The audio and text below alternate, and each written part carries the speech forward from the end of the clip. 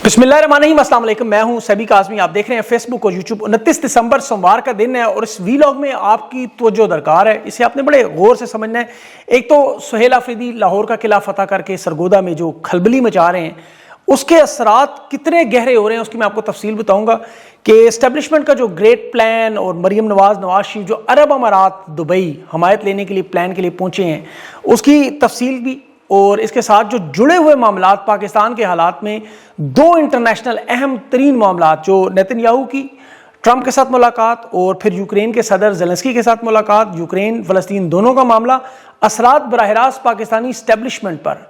इसहाक डार की आज सोमालिया के वजीर से जो रब्ता हुआ, सूडान, लिबिया, मिडल ईस्ट का मोहम्मद बिन ज़ायद का किरदार और इस्टेब्लिशमेंट नून लीग की क़यादत, ये इमरान खान के साथ जुड़े हुए मामलात, फिर मुआशी झटके, एक्सपोर्ट्स की रिकॉर्ड कमी, PIA को आगे फर्दर बेचने का मामला, और इसराइली अभी नेतन्याहू का डाटा जो लीक हुआ सोशल मीडिया पे बड़ी जंगी तैयारियां, फिर दो यूट्यूबर्स मतलब बड़े, एक तो आलिम है इंजीनियर अली मिर्ज़ा साहब जो अडियाला जेल, इमरान खान की जेल के मुतल्लिक जो मामला, और जो रजब भट्ट पर वकला का तशद्दुद हुआ, ये भी एक बहुत बड़ी गेम है। सारी तफसील से खबरों की बात करते हैं।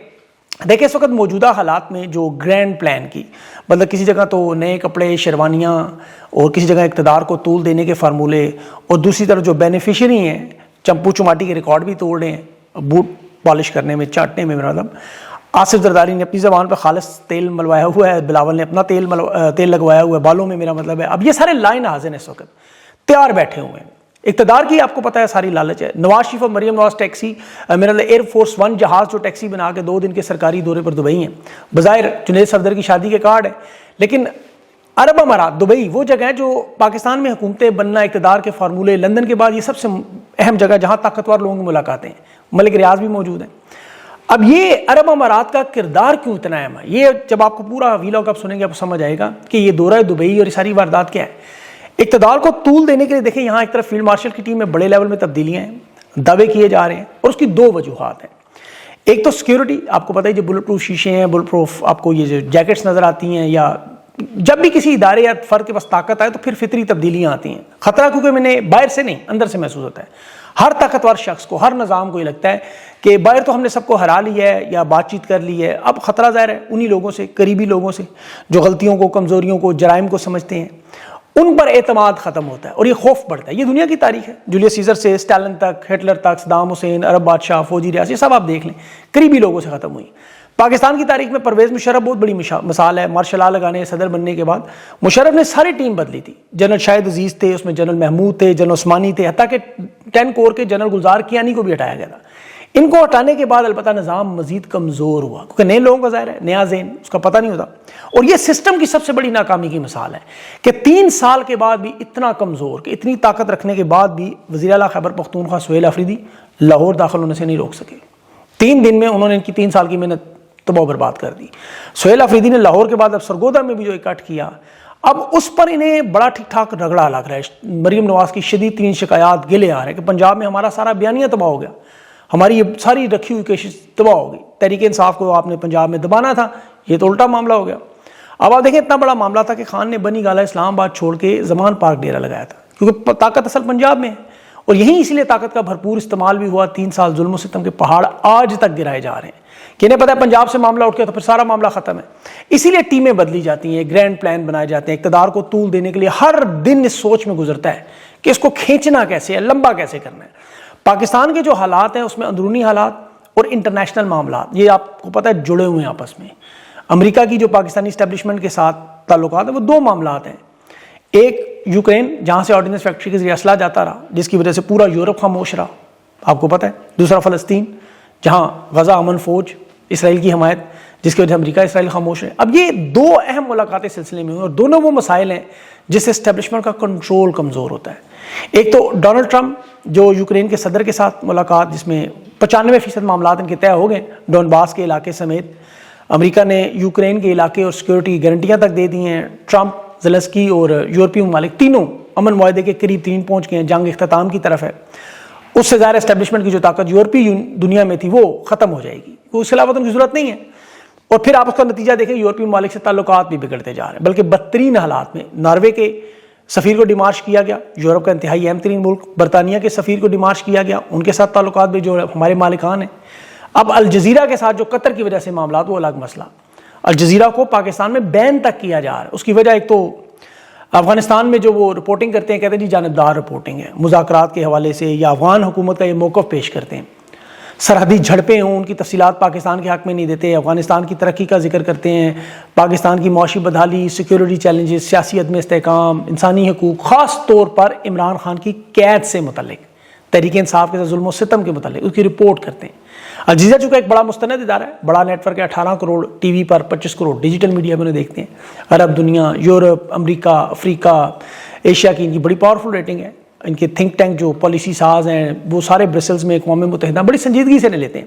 اس پہ 9 مئی 26 نومبر ان کی رپورٹس ہیں جن کا ذکر انٹرنیشنل عدالتوں تک جاتا ہے. اب قطر کی حکومت پر دباؤ تو ڈال نہیں سکتے، ایک مضبوط ملک ہے، ایک ثالث کے طور پر وہ دنیا کے سامنے مشہور ہیں. پھر ان کی خبریں بھی درست نکلتی ہیں، جیسے ابھی پی آئی اے کے متعلق انہوں نے کہا جی 25% شیئر وہ آگے مزید بیچیں گے. وہی ہوا، بین الاقوامی ایئر لائن عارف حبیب نے اقرار کیا کہ ہم تو اسے بین الاقوامی دنیا میں بیچنے جا رہے ہیں، مزید انویسٹ کریں. پھر انہوں نے کہا ایکسپورٹ پاکستان کی 40% گر رہی ہیں، مہنگی توانائی کا بحران ہے، بجلی کی لاگت ہے، پاکستان کی فوڈ ایکسپورٹ غذائی قلت 3 ارب سے 1.9 ارب پہ چلی گئی ہے. چاول کی ایکسپورٹ جو $1.5 ارب پاکستان بھیجتا تھا اب 700 ملین کے قریب رہ گئی ہے. تو یہ سیکیورٹی کے معاملات ہوں، تجارتی خسارہ ہو، یہ 6 ارب تک پہنچ چکے ہیں ہم جو باہر سے منگوا رہے ہیں. اب ظاہر ہے گوبر کو حلوہ تو بنایا نہیں جا سکتا. پھر غزہ امن کے حوالے سے وہ معلومات الجزیرہ دیتا ہے، تمام آؤٹ لیٹس دیتے ہیں، پھر ان سے بڑی سخت تکلیف ہوتی ہے. اور یہ حالات نہ صرف یورپی یونین میں بلکہ عرب ممالک کے ساتھ بھی خراب ہو رہے ہیں. اس کے علاوہ وائٹ ہاؤس کی ملاقاتیں ہوں، ٹرمپ کو دی گئی پیشکش ہوں، معدنیات ہوں، ایکسٹینشن ہو، یہ سارے کے سارے معاملات ان کی مرضی پر نہیں چلتے. وہ جینون چیزیں آتی ہیں، آئینہ دکھایا دیتا، غصہ کر دیتے ہیں. اب اس میں دوسری ملاقات میں آپ کو بتا رہا تھا ٹرمپ اور نیتن یاہو کی. اب یہ غزہ والا معاملہ بھی بہت بڑا ہے. اس میں بھی آپ کو پتا ہے ٹرمپ کے مارا لوگو جو گھر ہے اس پہ 5ویں ملاقات نیتن یاہو کی، اور اس میں غزہ میں جنگ بندی اور یہ 2 سال کی جو تباہ کن جنگ ہے، اسرائیل کی فوج نئی پوزیشنز پر موجود ہے اور انہیں پیچھے ہٹنے کے لیے کہا جا رہا ہے. مزاحمت کاروں کو یرغمالیوں کی حوالگی اور 20 نکاتی منصوبہ جس میں ظاہر ہے اسلحہ بھی واپس لینا. اب یہاں دوسرا مرحلہ شروع ہونے والا ٹیکنوکریٹس حکومت کا، اور پاکستان کا سب سے اہم کردار امن فورس کے حوالے سے. اب یہاں پہ یاد رکھیں کہ ڈونلڈ ٹرمپ اور امریکی حکام سخت مایوس ہے کہ نیتن یاہو کوئی لچک نہیں دکھا رہا، کوئی پیش رفت نہیں ہو رہی. اب اسے ذرا غور سے سمجھے گا. اب نیتن یاہو نے نئے مطالبات رکھ دیے، اور وہ صرف فلسطین نہیں مانگ رہا، وہ ایران کے جوہری پروگرام پر، بیلسٹک میزائل صلاحیتوں پر ٹرمپ سے مدد مانگ رہے ہیں، اور ٹرمپ اس جنگ میں شامل نہیں ہونا چاہتا. نیتن یاہو گولان کی پہاڑیاں اور اسرائیل اور شام کے درمیان سیکیورٹی معاہدے کروا کے وہ لینا چاہ رہا ہے. لبنان میں جو متحرک تنظیمیں انہیں بھی غیر مسلح کرنا چاہ رہا ہے. یعنی فلسطین، شام، لبنان اور ایران، چاروں ممالک پر وہ کنٹرول چاہتے ہیں. کیونکہ 10 مہینے بعد نیتن یاہو کے انتخابات ہیں، وہاں اتحادی حکومت بھی اس کی آپ کو پتہ ہے بنانی ہے انہوں نے، اور وہاں مذہبی طبقہ اسرائیل کا اس سے سخت ناراض بھی ہے. اوپر سے ٹرمپ نے جو سعودی عرب کو ابھی F-35 لڑاکا جہازوں کی ڈیل کی، ایران اسرائیل کی جنگ میں جو بڑی مدد کرتے رہے، یہ بھی اس کو بڑا سخت غصہ ہے اس بات پہ. اب نتیجہ کیا نکلے گا؟ اسحاق ڈار نے کہا کہ پاکستان مزاحمت کاروں کے قریب نہیں جائے گا، ٹنلز کے قریب نہیں جائے گا، اسلحہ بھی نہیں لے گا. اب یہ جانتے ہیں کہ نہ تو مزاحمت کار وہاں اتنے کمزور ہیں، نہ یہ اتنے طاقتور ہیں. یہ تو ایک دلدل ہے. اب اسرائیل نے انہیں گرین لائٹ اسی لیے دی ہوئی ہے، یہ یاد رکھیں. آپ ان کی غیر ممالک کی جو غیر پسندیدہ ممالک کی لسٹ دیکھیں جو اسرائیل کو پسند نہیں کرتے یا اسرائیل انہیں پسند نہیں کرتا، تو اس میں آپ کو ایران اور ترکی کا نام نظر آئے گا، پاکستان کا نہیں. یعنی یہاں تعلقات اس لیول تک بنے ہوئے. لیکن یہ جو ملاقات ہے آج کی، اس کے بعد فیصلہ ہوگا کہ یہ پاکستان کے معاملات کس طرف جائیں گے، اس لیے بڑا اہم ہے. اب یہ جو گرینڈ پلان کا میں نے ذکر کیا، جس میں مریم نواز شریف دبئی ہیں، جو بظاہر جنید صفدر کی دوسری شادی کے کارڈ ہے، اس میں تیونس کے صحافی ہے سمی حمدی، برطانیہ میں رہائش پذیر ہے، مسلم دنیا میں بڑا ایک نام ہے.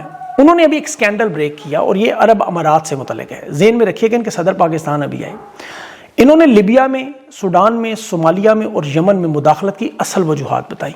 اور یہاں یہ بھی ذہن میں رکھے کہ لیبیا میں فیلڈ مارشل خلیفہ حفتار سے مل کے بھی آئے. عرب امارات کا صدر پھر پاکستان بھی آیا. اب فیلڈ مارشل کی جو لیبیا کی یہ نیشنل آرمی جو اقوام متحدہ میں بین ہے، اس کے ساتھ $4 ارب کے 2.5 سال میں جنگی جہاز فروخت کرنے کا معاہدہ. یہ وہ جہاز ہیں جو چین اور پاکستان کی مشترکہ کوشش ہے، JF-17 تھنڈر وغیرہ. اصل میں تو چین گئی ہیں. اب چین شمالی افریقہ میں اپنا اثر و رسوخ بڑھانا چاہتا ہے. JF تھنڈر جو خلیفہ حفتار کو بیچنے کے لیے پاکستان کو رکھا گیا تاکہ اقوام متحدہ میں پابندیاں نرم ہوں. امریکہ پینٹاگون اس پہ نظر تو رکھے ہوئے ہیں، لیکن یہاں جو سب سے بڑا معاملہ جو سمی دین نے بھی بات کی کہ عرب امارات نے باقاعدہ آرمی چیف کو حکم دیا کہ آپ یہ ہتھیار فراہم کریں، اور یہ سوڈان میں ہم نے ہمدیتی کو دینے ہیں، جو سوڈان میں ایک تو عوام کی نسل کشی میں لگا، پھر دوسرا وہاں الیکشن ہونے، اور شیخ صاحب کو یہ پتہ ہے کہ وہاں جو نئی قیادت آئے گی وہ ان کی مرضی کی نہیں بنے گی، اور یہی صورتحال یمن میں بھی ہے۔ اب ان دونوں ممالک میں یہ علیحدگی پسندوں کو اسلحہ فراہم کر کے، سیاسی مدد کر کے، بلکہ یمن میں تو سعودی عرب کی جو مبینہ ریڈ لائن ہے اس طرف بھیج رہے ہیں۔ اس کی وجہ عرب امارات آزاد جنوبی ریاست بنانے کی کوشش کر رہے ہیں، جس کا اصل مقصد اسرائیل کا تحفظ ہے۔ یہ بڑے غور سے سنیں، بحیرہ احمر اور باب المنداب یہ ابوظہبی کے مفادات ہیں، وہاں ایک جزیرہ ہے سقوطرہ کے نام سے۔ یہ ساری کوشش وہاں کی ہے کہ اسرائیل امریکہ کی جو لابنگ سے، اسی وجہ سے انہیں خارجہ پالیسی میں مکمل استثناء دیا گیا۔ یمن میں سعودی عرب میں محمد بن سلمان کے لیے مسئلہ صرف حوثی ہیں، وہ وہاں سرکاری حکومت کی حمایت کرتے ہیں، انہیں خطرہ حوثیوں سے ہے، وہ یہ نہیں چاہتے کہ دشمن ایک کی بجائے دو ہو جائے۔ عرب امارات کا جو کھیل ہے وہ پورا نیا سیاسی ڈھانچہ، صومالیہ کے شمالی علاقوں میں انہوں نے صومالی قبائل اکٹھے کر کے ایک نیا ملک صومالی لینڈ بھی بنایا ہے۔ یہ ایتھیوپیا کے سمندر تک رسائی کا ذریعہ ہے، کیونکہ ایتھیوپیا تو خشکی کا آپ کو پتہ پورا گھرا ہوا ملک ہے۔ اب عرب امارات اور اسرائیل اس میں صومالی لینڈ کو باقاعدہ تسلیم بھی کر چکے ہیں، اور پھر ایتھیوپیا کے راستے، سوڈان اور افریقہ کے جو متبادل راستے ہیں، وہاں ایک تو ترکی کا اثر و رسوخ روکنا ہے، دوسرا ان قبائل کو استعمال کر کے یہ باب المندب میں اسرائیل کے لیے ایک ٹرانزٹ روٹ بنانے کے لیے استعمال کر رہے ہیں، تاکہ کل کو یمن کی طرف سے یا لیبیا کی طرف سے جو فلسطینیوں کی نسل کشی پر اسرائیل کے خلاف کوئی بحری جہازوں کی ناکہ بندی ہوتی ہے یا حملے ہوتے ہیں یا اقتصادی کنٹرول ہوتا ہے، اسے ناکام بنایا جائے۔ اب عرب ممالک آپ کو پتہ ہے جس میں سعودی عرب، فلسطین، مصر، کویت ہے، عراق ہے، اردن ہے، یہ سارے اس کی خلاف ہیں صومالی لینڈ کے، یہ نہیں مان رہے، کیونکہ یہاں انہیں پتہ ہے کہ بحری راستوں کی تجارت اور پوری سیکورٹی بیلنس پر ان کا قبضہ ہو جانا ہے، یہ اس نہر سویز تک ہے۔ اب یہاں پاکستان کی طرف سے قطر کی مخالفت کی آپ کو وجہ بھی سمجھ آئے گی، کیونکہ قطر بھی ان ممالک میں ہے جو فلسطین کے ساتھ ثالثی میں بھی مصروف ہے اور اس صومالی لینڈ کی مخالف ہے، اسرائیل کے بھی مخالف ہے۔ اب چونکہ پاکستان سعودی عرب کے ساتھ تو کچھ نہیں کر سکتے، لیکن کویت، عراق، اردن کی تو ویسے بھی اتنی اہمیت نہیں ہے، قطر کے ساتھ ان معاملات پر عرب امارات کے ساتھی کہنے پر خراب ہو رہے ہیں۔ اب دوسری بڑی وجہ دیکھیں ان ممالک کے قبضے اور طاقت کی، آج میں آپ کو جو انٹرنیشنل رپورٹ میں جنوبی سوڈان اور لیبیا ان دونوں کے تیل کی دولت اور سونے کی ذرا دیکھیں کہ ان کی معیشت دنیا میں 24.3% سوڈان کی اور لیبیا کی 15.6% اس تباہی میں بھی جا رہی ہے، تیل کے ذخائر اور سونے کی وجہ سے۔ باقی جنگ زدہ ممالک روانڈا، نائجر، افریقہ کے یہ دیکھیں جو تباہ و برباد ہیں، وہ بھی پاکستان سے معیشت میں بہت آگے جا چکے ہیں۔ اب اس ساری صورتحال میں آپ کو عرب امارات کا کردار سمجھ آیا ہوگا، آل شریف کا وہاں جانا، ان منصوبوں کے لیے، اقتدار کے لیے ڈیلز، کیونکہ دیکھیں آپ ماضی میں ذرا 3 سال 9 مہینے پیچھے جائیں تو جب عمران خان کی حکومت گرائی گئی تھی تو اس وقت 2 بڑے مسئلے تھے انٹرنیشنل دنیا میں، ایک روس کے دورے کے بعد یوکرین کی جنگ شروع ہو چکی تھی، اور دوسرا فلسطین کا تنازع عین اس وقت شروع ہو چکا تھا اکتوبر میں۔ اب عمران خان کو جیل میں جو ڈالا گیا اور ان لوگوں کو اقتدار میں لایا گیا، تو پھر اب پاکستان کی جو سارے معاملے ہیں، تانے بانے آپ کو سمجھ آ جاتے ہیں۔ اب ان جنگوں کا خاتمہ ہونا، معاملات کا حل ہونا، انٹرنیشنل دنیا کی حمایت، یہ وہی وجہ ہے، ورنہ آج عمران خان 877 دن سے قید میں غیر قانونی اور دنیا خاموش۔ یہ قید ایک ایسا معاملہ ہے خان کی جو اقوام متحدہ نے تسلیم کیا کہ پاکستان کی بدترین قید ہے، 22 گھنٹے قید تنہائی میں۔ عمران خان کے کھانے کے حوالے سے، ان کے وکلا کے حوالے سے، ڈاکٹرز تک رسائی، بیٹوں کے ساتھ بات چیت، خاندان سے ملاقاتیں، بجلی پانی بند کرنا، وضو کے لیے آلودہ پانی، یہ اقوام متحدہ نے باقاعدہ تفتیش کے ساتھ اپنی رپورٹ کا حصہ بنایا۔ پھر دنیا کے بڑے بڑے مستند ادارے دیکھیں، اربوں ڈالرز کے جن کا بجٹ ہے، واشنگٹن ٹائمز، الجزیرہ ہے، امریکی اخبارات ہیں، برطانوی اخبارات ہیں۔ آج آسٹریلیا کی صفحے اول اخبار نے عمران خان کو ایک لیجنڈ قرار دیا اور ان کی قید کو پاکستان کی تاریخ کی سب سے بدترین جیل۔ پھر خود عمران خان نے اپنے ساتھ ہونے والے تشدد کو جانوروں کے ساتھ سلوک کا بتایا کہ اس قید کو ایک پنجرے کے طور پہ۔ اب یہ انٹرنیشنل دباؤ کا باعث بنا کہ مقبول ترین رہنما کے ساتھ کرنے والے عمران خان نے کہا جنرل عاصم منیر ذہنی مریض ہے۔ پھر عمران خان کی بہنوں نے ملاقاتیں کی، انٹرویوز کی، عمران خان کے بیٹوں نے تصدیق کی۔ تو یہ جو شدید انٹرنیشنل دباؤ بنا ملک کے اندر بھی اور بیرونی دنیا میں بھی، خان کے لیے ہمدردی اور محبت اور مقبولیت کی لہر، اور دوسری طرف ان کے لیے ضلالت۔ اب اس کو انہوں نے توڑ کیا نکالا؟ عمران خان کی پہلے گرمیوں کی ایک تصویر نکالی، بیانیہ بنانے کی کوشش کی کہ جی عمران خان تو جیل میں انجوائے کر رہے ہیں، آزاد ہیں، کھلی فضا میں ایکسرسائز کر رہے ہیں، جیل کی سہولیات پہ بھی روزانہ ان کے وزراء اسی لیے پریس کانفرنس کرتے ہیں، بیان دیتے ہیں کہ جی عمران خان تو ایک 5 اسٹار ہوٹل میں رہ رہے ہیں، دیسی مرغے، ہرن، منو سلوا آسمان سے آتا ہے، گوشت 45 لاکھ کا کھانا تو ایک دن میں کھا جاتے ہیں۔ لیکن وہ تصویر کا معاملہ ناکام ہوا، کیونکہ عمران خان واحد رہنما ہے جس کی سب سے زیادہ آرٹیفیشل انٹیلیجنس کی تصویریں، ویڈیوز، پیغامات آپ دیکھتے ہیں، تو وہ اس گرد میں چھپ گیا۔ اب یہ کسی کو جیل میں لے جا کر دکھا نہیں سکتے تھے، کیمرہ وہاں لے کے جا نہیں سکتے تھے۔ انہوں نے اس کا حل کیا نکالا کہ انجینئر علی مرزا صاحب عالم دین ہیں، سوشل میڈیا پہ لوگ انہیں سنتے ہیں، ان کے اوپر ایک بے بنیاد جھوٹا کیس بنایا، جیل میں ڈالا، اڈیالہ جیل میں، جس کی ہم سب نے مذمت کی۔ انجینئر صاحب بڑے قابل آدمی ہیں، لیکن یہ بغض عمران میں سخت مبتلا ہے، یہ کوئی ڈھکی چھپی بات نہیں۔ انہیں اڈیالہ جیل شفٹ کیا گیا۔ اب اس کی وجوہات سامنے آ رہی کہ یہ بیانیہ توڑنا تھا۔ انجینئر صاحب نے جو فرمایا نا، ایک بڑی دیوار، اس کے پیچھے کھانے کے وقت دیسی گھی کی خوشبو، اور پھر پتہ نہیں چمچے کڑھائیاں بھی پکتے ہوں گے، مطلب انہوں نے تو بہت کچھ کہا ہوگا، بہرحال مجھے نہیں پتا۔